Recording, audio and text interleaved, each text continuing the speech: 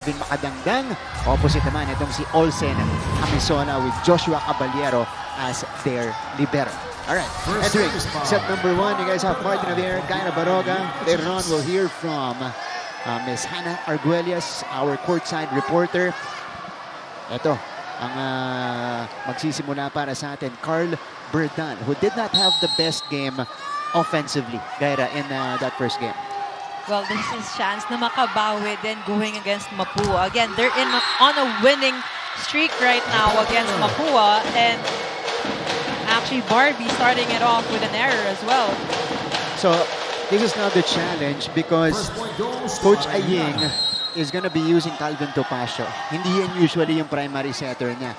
Kailangan ngayon establish ng maaga yung connection ni Topacio sa kanyang spikers. And it is manifesting right now for Mapua. So the first one was an attack error. Ito, na-check. And this is what we've been talking about as well earlier. Arellano has a strong blocking system. And what Coach Aying said, he worked on the coverage during the time that he was training. They had the time to train Mapua. But then again, ito nga parang nakikita natin medyo pressured yung Mapua coming into this match. And Arellano, that's their identity. They're gonna intimidate you at the net, but this time it is off the block. Headshot pa nga yata yan para dito kay Alvin Makadangdang. Makadangdang with a booming hit indeed. Ouch. That was on Jake Pangilinan, who by the way had 6 kill blocks in game number 1. AC Ginto catches the line. And what elevation did we see there? He was actually hitting above those 2 blockers. AC Ginto exploded for 19 points in the first game. Perfect pass. RJ Ramos. That's what they need to do. They need to get him going right away. And this is what we were talking about, that you don't need the strongest hit. You just need to find that hole in the defense of Arellano. And celebration afterwards for RJ. Ito na, si Makadangdang. Here's the pass. Ginto, cross-court, connects again. Ginto finding that sweet spot in Mapua's defense. So it is tit for tat here in the opening moments. Ginto with some early offense para dito sa Arellano Chiefs. And Iwing Sinuto. Oh! Misreceived. Barbie still goes for it with a drop ball. Nicely done by San Andres. Ginto cross-court covered this time by Caballero. Ramos rising and getting rejected. Well, Arellano is just staying in system. Actually, if you can see their blocking, very established. No hesitation at all to put their hands in there and just press it. Nung game number 1, took them a while to organize their net defense. But here in the second match, they're really making sure that they're getting it done early. It's another denial here for Arellano. Talking about early here in the NCAA, Mapua actually had a great winning streak in the first round. Yeah. They sweep that whole round, but in the second round actually, dun sila medyo nangapa, finding new players to put in the system. But again, they're the kind of team that has to get rid of the pressure coming here in the Final Four. Yeah, exactly. They started the season 10-0, and then they went 4-4 to finish the second round. Amisona with his first point. AC Ginto again with that long ball. Pangatlo na para kay Ginto. So consistent here in the first set. How about that? Perfectly placed by AC Ginto. 7-3 start para sa Arellano. Good first ball from Barbie. Ito na si RJ off the block again. And this is what Mapua needs to continue in this match. They can't just keep hitting the balls towards the hands of the blockers. They have to put it out or ipa-check ball nila ito kasi they have to use Arellano's strength against them. Exactly. Kailangan nilang madiskartehan itong mga blockers ng Arellano University. This is a good pickup from Datu. Running hits! Penny Coramin brings us to our first technical timeout. And then when we return, we'll hear the first report from Miss Hannah Arguelles.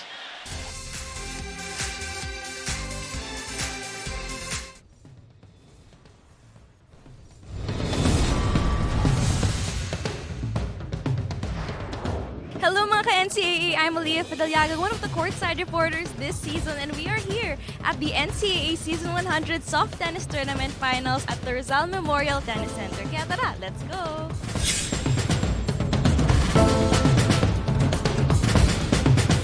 From 7 schools, only 4 remain.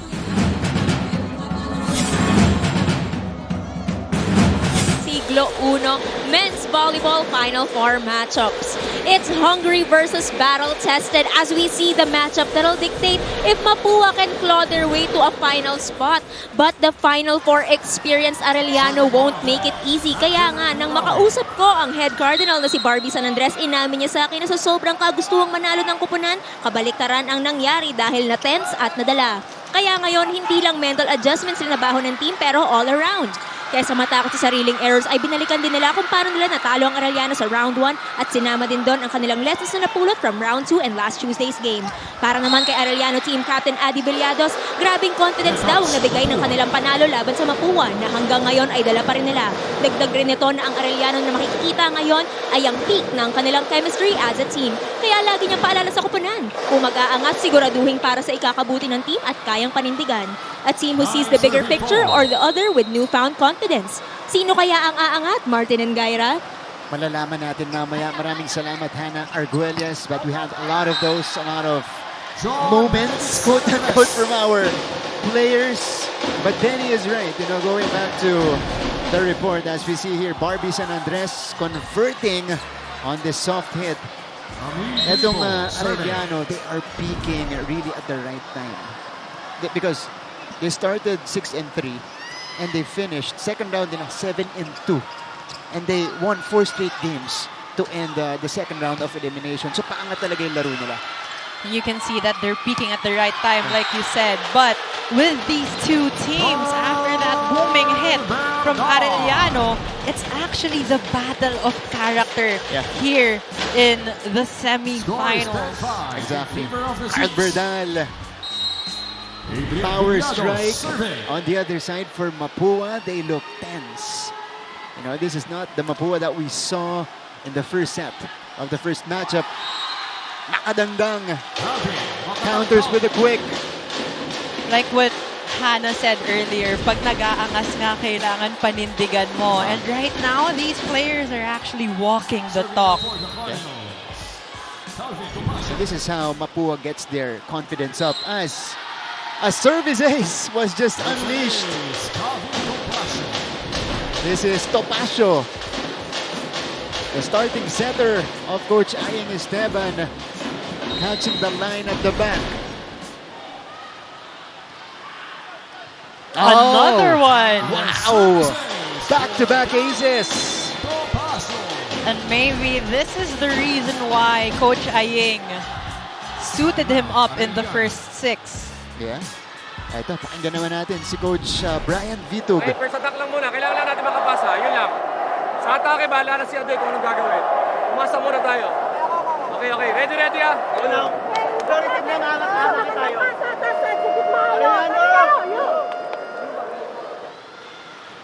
Actually, that's a good timeout from Coach. Sabi niya, kailangan magpasa muna sila. They have to focus on their first ball in this match. Again, Villados is the grandmaster of their team. So just put the ball up. He will make a way to set this nicely. Early scoring story here as Mapua counters with a 3-0 run to pull to within 2 points. Ito, ganito, tsinatsaga ng Mapua itong Arellano. There's the back set. Wow! Sinuto! This is a player that has a good spiking mechanic. Definitely, but look at that set from Villados. That set made Mapua only have one blocker. That's right. Again, this is the brilliance of Adi Villados as Hamisola goes too strong on the cross-court attempt. Bertan will proceed to the service line.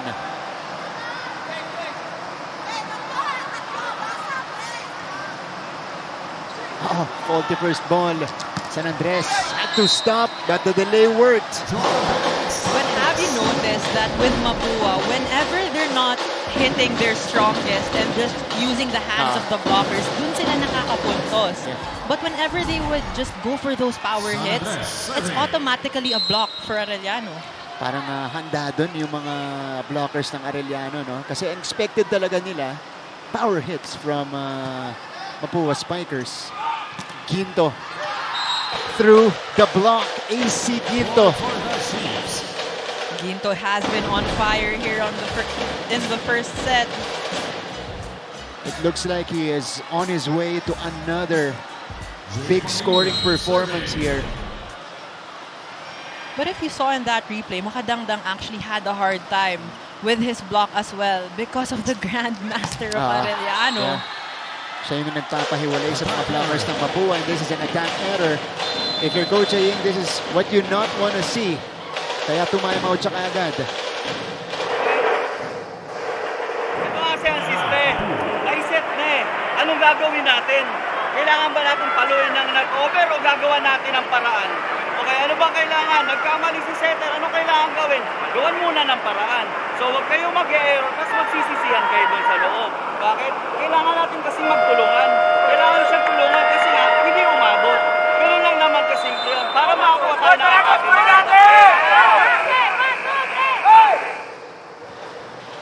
Good points from Coach Aying there. First thing he actually said is, if you're given a bad set, bababayaan mo na lang ba? You're gonna commit an error. What he's saying is, they should make a way to put that ball over, not just because their teammate made a mistake. Dapat mistake din yung ibibigay nila.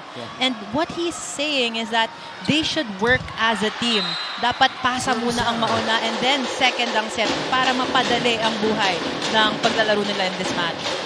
Dito masusubukan pareho yung setters at yung creativity ng spikers ng Mapua Cardinals. But Coach Aying Esteban, quite an accomplishment already by bringing both the men's team and the women's team to the Final Four this year. As we take a look at that error on Arellano, so Mapua gets a couple of points. So ito na, si Alvin Makadangdang, the front line for Mapua. Pumasok na rin itong si Ramil Gripo. Kasama si Olsen Hamisola and RJ Ramos. Late entry for Gripo in the first matchup. AC getting denied by Gripo. Instant impact from Gripo, closing that block. Great press. Yeah. And this will earn him more minutes on the floor. Actually, I was surprised that he's not part of the first six because I asked Coach Aying Esteban earlier, Coach, who's your first six? He put a check mark beside Gripo's name. So I think he's trying to surprise us as well. Magic bunot pala itong si Ramil Gripo as we see another cross-court hit coming from Ewing Sinuto. Oh, this is such an underrated player itong si Sinuto. Hamisola cross-court bomb. Hamisola finally successful with that hit. He's been getting blocked early on, but now he found a way to put that one over. It is close here in the opening set. Sakto sa kanto. That was a power alley coming from Hamisola, but he overcooks the serve, so that'll bring us to the second technical timeout. Abante ng 3 ang Arellano.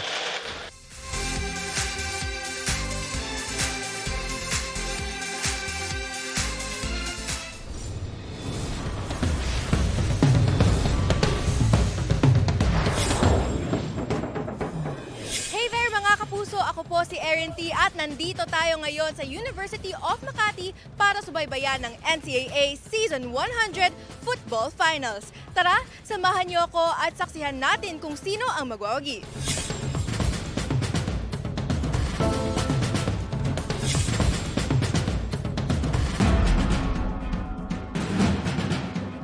Of Asia, NCAA Philippines and GMA Sports PH. You guys are seeing the Mancom representative ng Mapua University, Sir Melchor Devina. The legend is in attendance. His team down by 3 in the opening frame. Kinaliwa, nagpalit ng kamay si RJ Ramos. Berdal sent back but kept alive. Good effort coming from Carl. Oh, Gripo! Wow! Villados! Oh no, hold on. It was Kuramen actually with that block. The anticipation, kitang-kita niya na yung mangyayari in Mapua's attack. Benny Kuramen recovering quickly there. AC Ginto will now serve. He has 5 points, as you guys can see. Strong serve. Yeah. But Barbie has been really Receiving well. well. Yes, Yeah. receiving really well in this match. And Topacio rewarding that effort by San Andres. A good fast play too. That's a really low set. Good system for Mapua. So 14-17. RJ Ramos will begin. He had a few service errors in the first game. This time it connects. Back row hit. Too strong para kay Sinuto. Well, that's something we haven't seen yet. First time natin makita back row itong si Iweng Sinuto. So Andy Villados also mixing things up. Well, he has a lot of weapons. RJ, again. Perfect with the pickup, pass. yeah. Running hit! Naabangan ni Hamizola. San Andres! Still alive. Berdal. Another chance for Mapua. Back to Barbie. They go!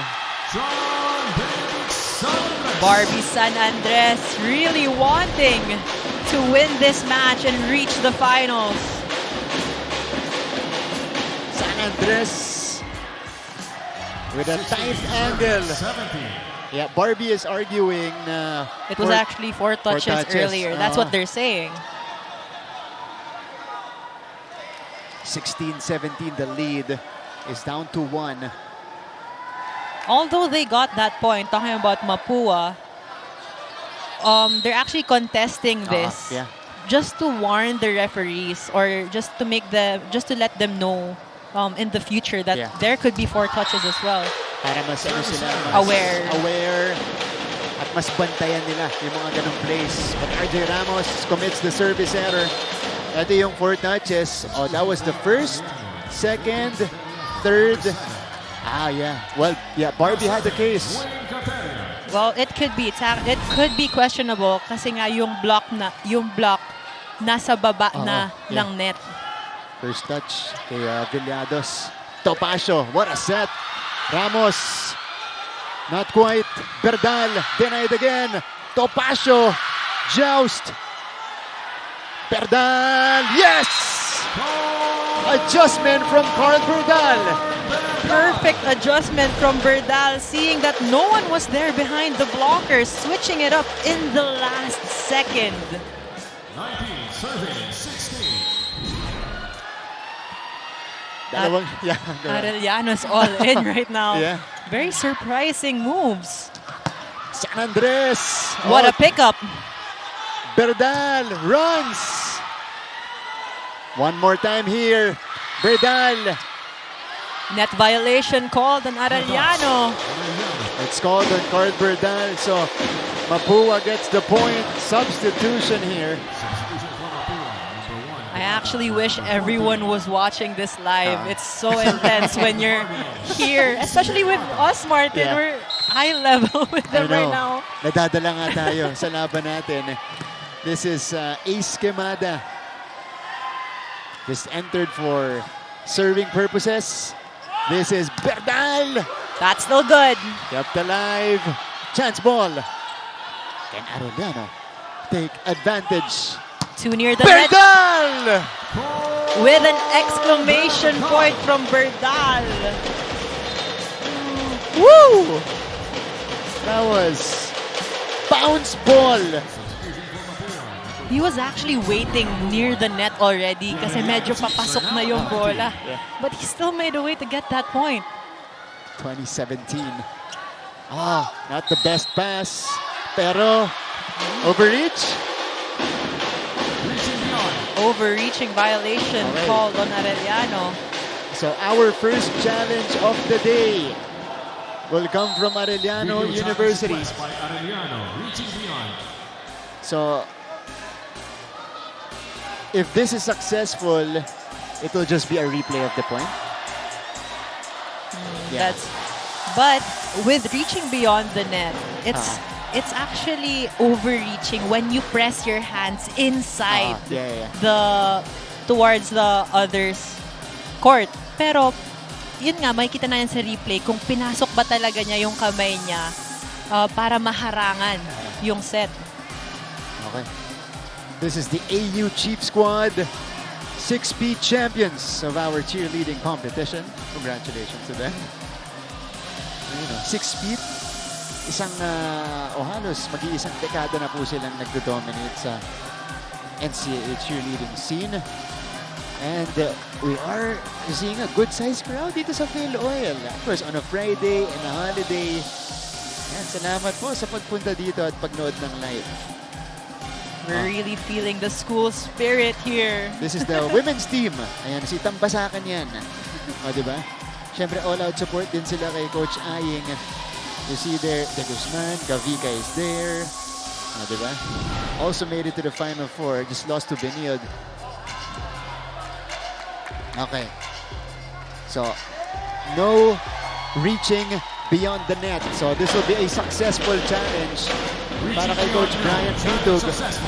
Good call by Coach Brian. When we saw it in the replay, hindi nga naman pinasok. But Topacio was actually going for that 1-2 play already. So it's a very valid point. So, it is still 2017 replay of that last point. San Andres! Roofed! How Wow. intense is the men's team here in the NCAA? Wow! Sinuto, Pangilinan combining to get that kill block. Slime! Sino nandito? Ready na drop ball. Dito, trabaho na lang dito. Yung pinag-aralan natin kasi yung play, natin, yun yung gameplay natin, yun yung pwedeng baguhin. Kasi nga, istado na nga yung open spiker natin. Huwag ka mamasa dahil si Benbento. Pagalawin mo yung ibang tao natin. Diba? Ganun lang ako kasimple yun eh.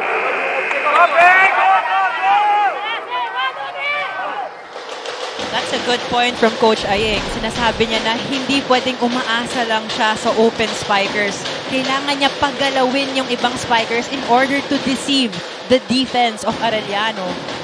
And you guys are seeing the counter 4-1 run nitong Arellano University. Matapos makabalik ng Mapua at maibaba sa isa yung lamang kanina. Here's the first pass. Back row hit. RJ Ramos connects. Oh, no. Teka. Isang linesman natin inside. Yung kabila, outside. Mag-uusap sila. And actually, pwede to i-challenge din ni Coach Aying if ever. Yeah. Kasi vague yung tawag eh. Or, if it doesn't favor them, pwede rin si Coach Brian. Or Diba? the referee can call a dead Pwede. ball. Oo. They call it for Mapua. Will Coach Brian challenge? I don't think so. So, inside, RJ Ramos gets the point.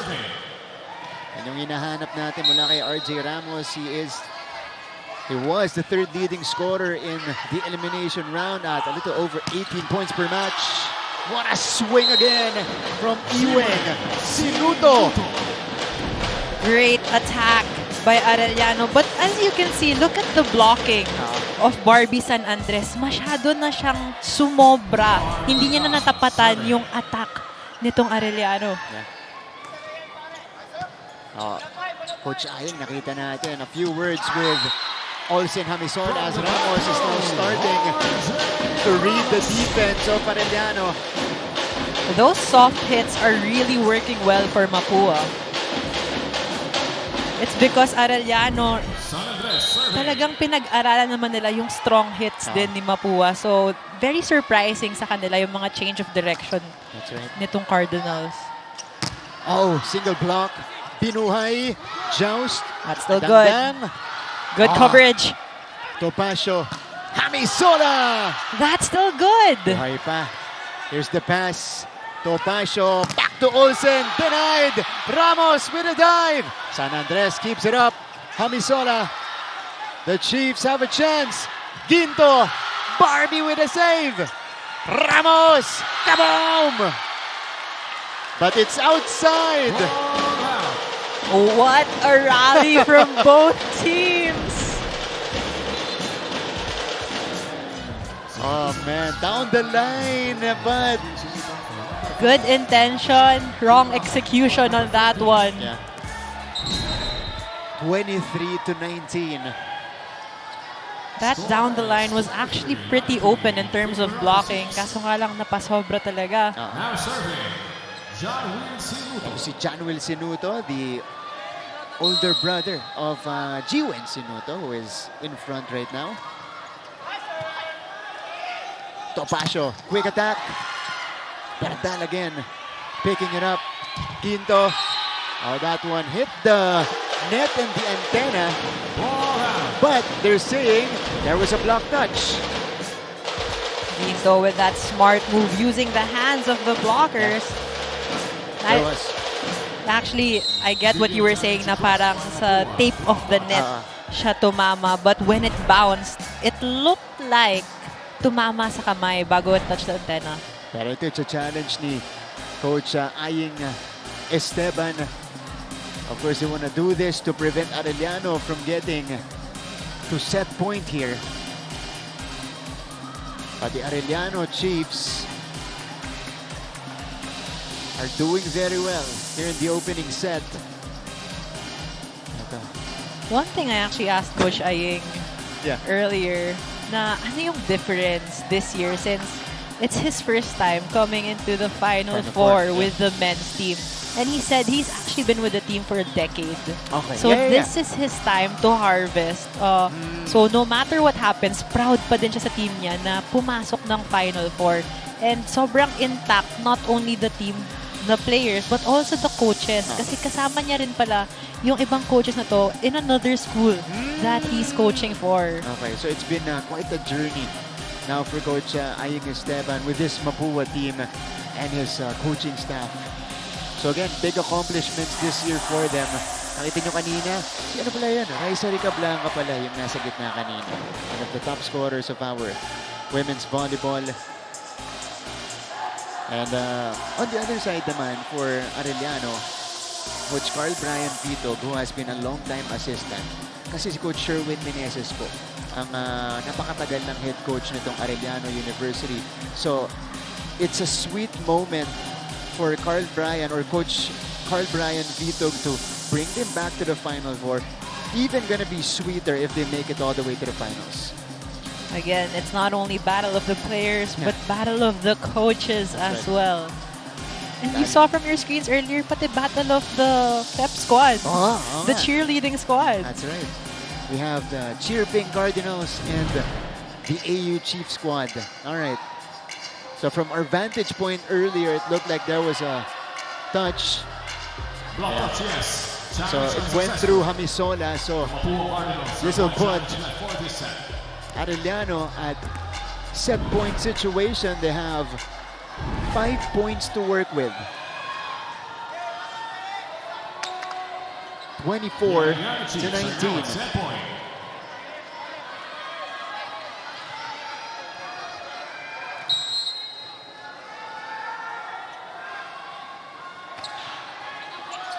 Overcooked on the serve by Sinuto.